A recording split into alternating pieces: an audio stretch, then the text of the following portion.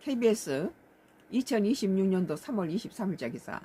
조현 이란 외교장관과 통화, 호르무즈 항행 안전보장 촉구.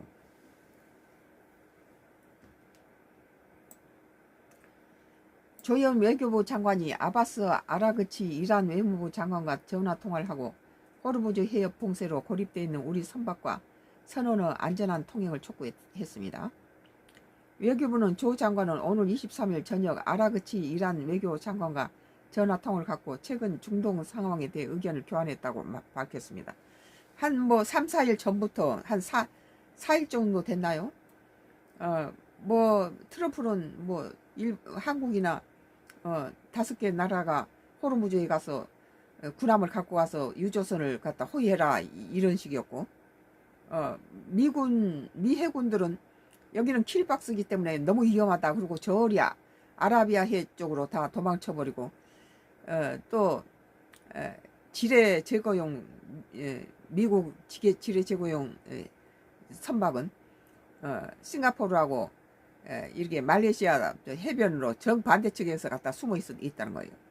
이런 상황에서 동맹국인 우리 한국한테다가 그 호르무즈 이란의 욕조 안으로 들어가서 총알바지 대란 거죠. 그때 나는 이렇게 말했어요. 군대를 보내는 것보다 우리나라에도 이란 대사관이 있기 때문에 또 우리 한국하고 이란은 굉장히 좋은 관계를 유지하고 했어요. 이란 테헤란로가 우리 강남에도 있잖아요. 그런 관계인데 대화를 통해서 지금 이란이 완전히 봉쇄한 게 아니라 중국이라든지 파키스탄이라든지 터키라든지 인도라든지 이런 나라들은 전부 석유를 계속 사서 가고 있어요.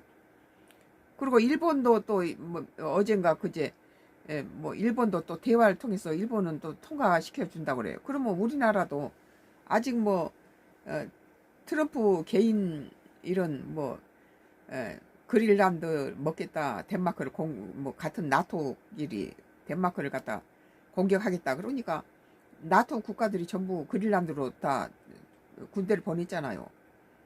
트럼프가 관세 매기겠다 하니까 전부 또 해산했지만, 한마디로 트럼프의 개인적인 그런 그 사욕을 이렇게 그린란드 사건이라든지 베네수엘라 사건이라든지 전부 석유 세계 제1위 매장량인 베네수엘라 대통령을 난데없이 모든 동맹국이나 아무도 모르게 가서 급비리 가서 국제법을 어겨가면서 그 나라 대통령을